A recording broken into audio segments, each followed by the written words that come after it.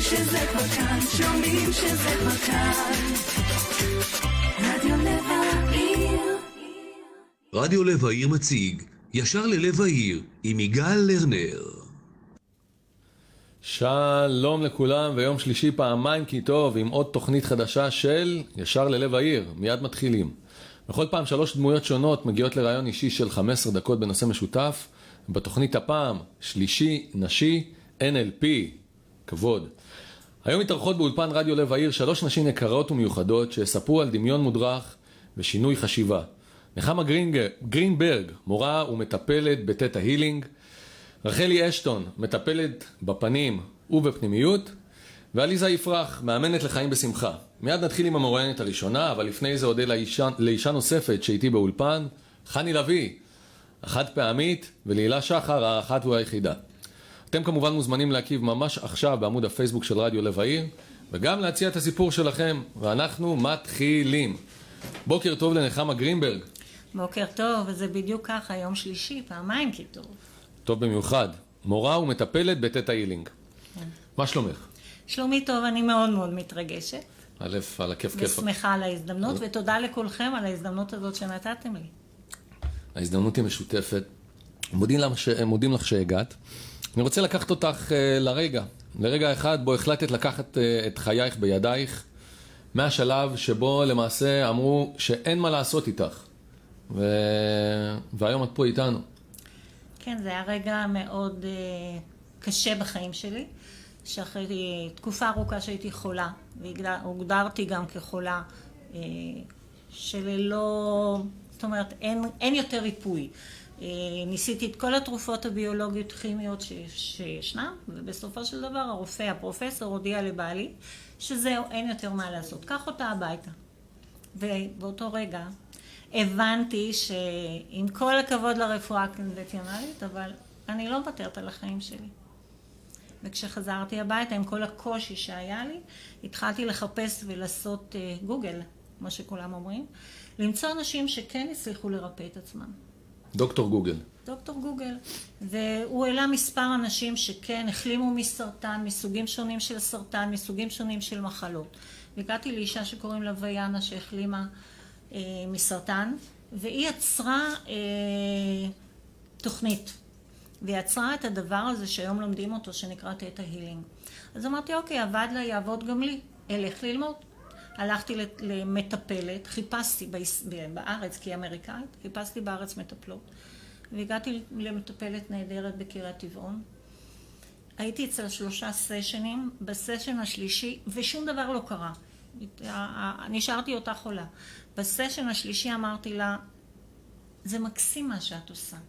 אני רוצה ללמוד את מה שאת עושה. ולמדתי אצלה, והתחלתי ללמוד את הקורסים של תטא הילינג. בקורס השלישי שקוראים לו אנטומיה אינטואיטיבית, אותה מורה אחרת, לא הראשונה, מורה שנייה, לקחה אותי לסשן הדגמה לפני כל הכיתה.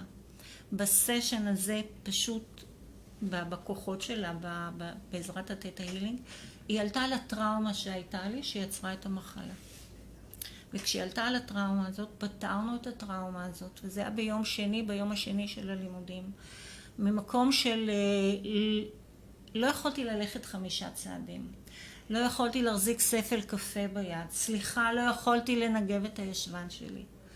זה היה ביום שני, וביום חמישי הייתה לנו בר מצווה משפחתית לאחיין שלי. וואו, אני מתחילה לבכות מהתרגשות. הגעתי לבר מצווה והתחלתי לרקוד. זה לא קרה 15 שנה. ומאז, אחרי 3 חודשים, המדדים של המחלה ירדו. אחרי חצי שנה ירדו, הרופא אומר לי, נחמה, מה את עושה? אז אמרתי לו, אני עושה תטא הילינג, אני עושה דמיון מודרך, אני עושה NLP ועושה, עזבי. אחרי 9 חודשים סיימתי את כל המהלך הזה, כי כבר המדדים היו של בן אדם בריא, החזרתי את כל התרופות, אמרתי, אין צורך בתרופות. ומאז ועד היום אני בריאה. ולפני 3 שבועות הייתי בבית החולים, עשינו סגירת תיק, כי 7 שנים אני כבר מוגדרת, נסגר המחקר עליי, ואני בריאה, ואני חיה את החיים, והכל בזכות תטא הילינג. כמובן בזכות אותם נשים נהדרות שהובילו אותי למקום הזה. והיום אני, המקום שלי, למדתי, קיבלתי תעודת הוראה בתטא הילינג, והמקום שלי להעביר את זה להרבה אנשים אחרים שיכולים לעשות לא רק ריפוי פיזי, אלא ריפוי נפשי וריפוי מנטלי, ולהביא וליצור את החיים כמו שהם רוצים, שיהיו עבורם חיים טובים יותר. מדהימה. ומרגשת. תודה. וואו. לפני שנדבר קצת על התטא ומה את עושה ומה הקסם שקורה שם, דיברת על המחלה הזאת שהתמודדת איתה, על דלקת מפרקים כרונית. כן. מה זה למעשה? איך מתמודדים עם זה ביום יום? למחלה הזאת יש המון סוגים של מחלות. המחלה שתקפה אותי הייתה מאוד נדירה. המחלה תקפה אותי ברגע אחד. זאת אומרת, ברגע אחד הגוף שלי התאבן, התנפח, ואין יכולת להזיז שום מפרק בגוף. כל תנועה היא כאב וסבל נוראי. היא יוצרת אותך מלחיות. אתה פשוט לא יכול לחיות אותי. הייתי מגיעה לבית הספר, הלימודים מתחילים בשעה 8, הייתי קמה ב4 בבוקר כדי להתחיל לחמם את הגוף, ליצור איזושהי תנועה, ליצור מקלחות. היו צריכים לעזור לי להתלבש, להכין אותי, כדי שאני אוכל להגיע ב8 בבוקר לעבודה. כי המקום הזה שאני עבדתי, וזה היה בית ספר באורט קריית ביאליק, אתה צריך לתת את שלך. אם אתה לא נותן ואתה לא מצליח לעשות את מה שאתה יכול מול הילדים, הילדים לא צריכים לרחם עליך. וזה לקח וזה דרש המון המון אנרגיה. עד שבאיזשהו שלב כבר לא יכולתי לעבוד, אז הורדתי משרה. באיזשהו שלב גם זה נגמר, והרופא התעסוקתי אמר, גמרנו, גברת, את לא יכולה לעבוד יותר. ואז הוציאו אותי לפנסיה מוקדמת. אז מהמקום הזה שהעבודה היא החיים, פתאום גם את זה לקחו לי. אז גם זה את לא שווה ואת חולה, אז מה תעשי? וכל זה למעשה ישב על טראומה בכלל, שהייתה מחולל של הדבר הזה. על טראומה שהייתה למעשה, הייתה מבוססת על חוויה נהדרת שחוויתי. הייתי בנופש, וכשחזרתי מהנופש, הייתה תקלה במטוס. והטיסה הזאת הייתה טיסה טראומטית. עבורי, עבור כל האנשים האלה, אבל עבורי, כי נסעתי עם חברה שהייתה אלמנה עם 2 ילדים, ודאגתי לחברה. רציתי לשמור עליה, ורציתי שאני אנחת בשלום, ואני פשוט ישבתי והתפללתי שאני אנחית את המטוס. ואותו רגע פשוט הקיפאון הזה, ההתכווצות הזאת נשארה בגוף שלי. עד אותו טיפול, שלא הייתי מודעת למקום הזה, שכל כך הרבה שנים, פשוט השארתי את הקיפאון הזה בגוף שלי. היום המורה שלי, היא באמת מציגה את הסיפור שלי כדי שאנשים יראו וידעו ויבינו שאפשר גם מהמקום הזה לצאת. כמובן באישורי אני נותנת ומרשה לספר את הסיפור. והיום את בביודנסה. והיום אני גם בביודנסה, שזאת חזרתי לאותה מטפלת הראשונה שלי בתטא הילינג, שהיא הביאה לי את הביודנסה והיא אמרה לי, נחמה, בואי תנסי. והגעתי, ומהמקום שבאמת אין תנועה כמעט. לאפשר היום לרקוד את ריקוד החיים, כי ביודנסה זה ריקוד החיים, ביו זה חיים ודנסה זה ריקוד. רוקדים את הריקוד החיים, רוקדים מבפנים, ולמעשה זה מה שאני מביאה למטופלים שלי, וזה מה שאני מביאה לתלמידים שלי, גם בתטא הילינג וגם ב-NLP. את הדבר הזה שנקרא חיות, לחיות ולעשות את הכי טוב עבורי. וכשאני עושה את הכי טוב עבורי, זה יוצר גלים, זה טוב עבור האחרים, וגם לאחר יותר טוב. אז בואי ספרי קצת, מה שנקרא, מעניין לעניין. למעשה, היום את מתקדמת ומטפלת בשני ראשים, או בשני כיוונים למעשה, גם בתטא וגם ב-NLP. אז מה הקסם שאת עושה שם? אני משלבת את שני הדברים ביחד, גם את ה-NLP וגם את התטא הילינג. לא כל בן אדם שמגיע אליי הוא רוחניק. כשאומרים תטא הילינג יותר מסתכלים על הרוחניות. זה מרתיע אנשים? זאת אומרת, באים אלייך וחושבים משהו מסוים ואז מתבדים? בדרך כלל לא, בדרך כלל מתלהבים ובדרך כלל מיד נשאבים לתוך המקום הזה, משום שאני מרגישה את הבן אדם ואני זורמת איתו.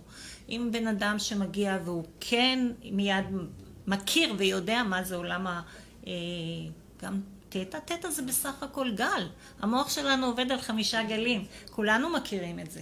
כולנו יודעים מה זה תטא. תטא זה הגל שאתה מרגיש אותו ממש שנייה לפני שאתה נופל לשינה עמוקה. זה התטא, הרגע הזה שאתה נמלונים כזה, זה הרגע שאין מחשבות, אין שום דבר, זה רגע של ריק, וברגע שאתה חי, נכנס ולומד איך להגיע לגל הזה במוח, אתה מאית את קצב המוח שלך, ואתה באותו רגע, הכל נפתח לך. הכל, זאת יצירה חדשה, עולם חדש. אתה יכול לעשות כמעט את כל מה שאתה רוצה באותו רגע. יש אנשים שמגיעים עם אמונה שלמה, ואם הם אמונה נקייה, אז הריפוי הוא כאן ועכשיו. הכאב שהיה לך נעלם בכאן ועכשיו. אתמול התקשר אליי מטופל. נחמה, יש לי כאבי ראש, לחץ, נדיר, כבר יש לי גידול במוח. ובטלפון. נתתי לו לדבר, ואז אמרתי לו, אוקיי, רגע. איזה נעליים אתה נועל עכשיו? מה צבע הנעליים שלך? אז הוא אומר, אני יחף. אמרתי לו, אז איך הרגל מונחת על הרצפה? תרגיש. ודיברתי איתו כמה רגעים על נושא כף הרגל שנוגעת ברצפה. ותנסה לעשות כמה צעדים, והוא הולך והוא מספר לי מה הוא מרגיש. עברו כמה דקות, ואמרתי לו, ואיך כאב הראש עכשיו? אז הוא שתק. ואחרי כמה שניות הוא אומר לי, נחמה, אני לא מאמין. אמרתי לו, זה הקסם שלנו. אני עולה לטטה, אני מקבלת, אני מעבירה את זה הלאה. והנה, הוא בלי כאב ראש. ואז הוא אומר, נחמה, אבל אני רוצה לבוא. אמרתי, תבוא, אין שום בעיה, רק תלמד את עצמך, לשנות את המיקוד שלך. כי האנרגיה תמיד זורמת לאן שאנחנו מובילים אותה. אבל אם אני משנה את המיקוד, האנרגיה זורמת למקום אחר. מיקדתי אותו במשהו אחר. פתאום אין כאב ראש. זה מה שנקרא טלטטה, נכון? זה הסטארט-אפ, נכון? זה טטה בעזרת הטלפון.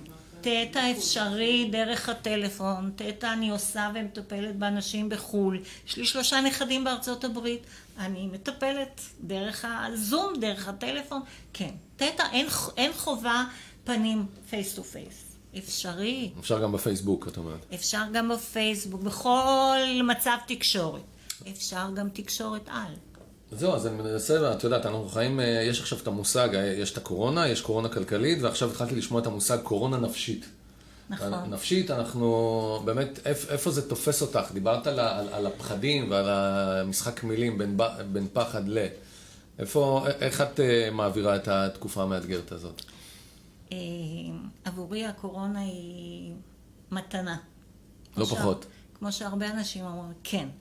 הקורונה היא מקום של עצירה, הקורונה היא מקום של התכנסות פנימה, הקורונה היא מתנה לטבע, מתנה לכל היקום שלנו, ונכון, אנשים קשה להם לראות את המתנה, משום שאנשים מתנהלים בקצב חיים אחר.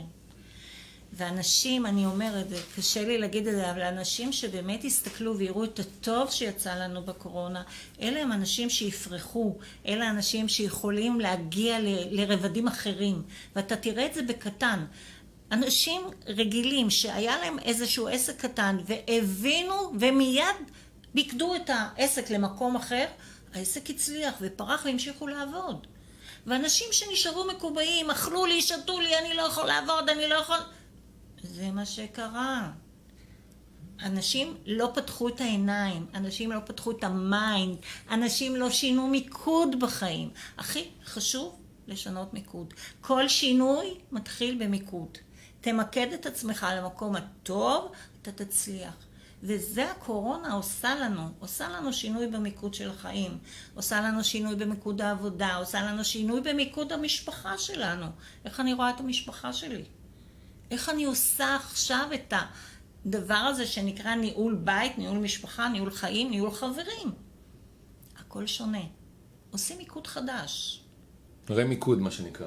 כן. אהבתי אבל דרך אגב שאת אומרת תהפוך את הפחד לדחף. אני אומרת שפחד זה דבר נהדר. קודם כל נולדנו, זה אחד הרגשות שיש לנו, פחד. גם תינוק, ברגע שאתה מחזיק אותו בידיים וקצת משחרר, הוא כבר קופץ. הפחד הוא עוזר לך לבחור את הנכון. אתה פוחד ממשהו שאתה מכיר, אתה לא פוחד ממשהו שאתה לא יודע. אז תיקח את הדבר הזה, את הפחד הזה, ותהפוך אותו ליצירה חדשה. תהפוך גם את האותיות, ותראה שזה דחף. הוא יוצר בך את החיפוש למקום הטוב יותר. אז זה הפחד, כשאנשים אומרים לי אני מפחד, אני אומרים, וואו, איזה יופי נהדר, בוא נראה איך אנחנו לוקחים את הפחד הזה והופכים אותו ליצירה נהדרת. אשרי האדם מפחד תמיד. בדיוק. נכון. נכון, נכון. גם את פחדת וקצת התרגשת, ונראה לי שצלחת 15 דקות בלי שתרגישי אפילו. וואו, אני לא מאמינה. לא מאמינה. time flies. אז א', המון תודה שהגעת, ונתת הרבה כלים ואופטימיות, וכנראה לא סתם קוראים לך נחמה. כנראה מי שנתן ידע. שיהיו בשורות טובות. תודה, תודה, תודה. ואני אשמח, מי שצריך, מי שרוצה, שיגיע אליי, המקום שלי. הלב רחב ויש מקום לכולם. איזה כיף. יום מקסים. תודה רבה. ובהצלחה לכולנו. תודה, תודה.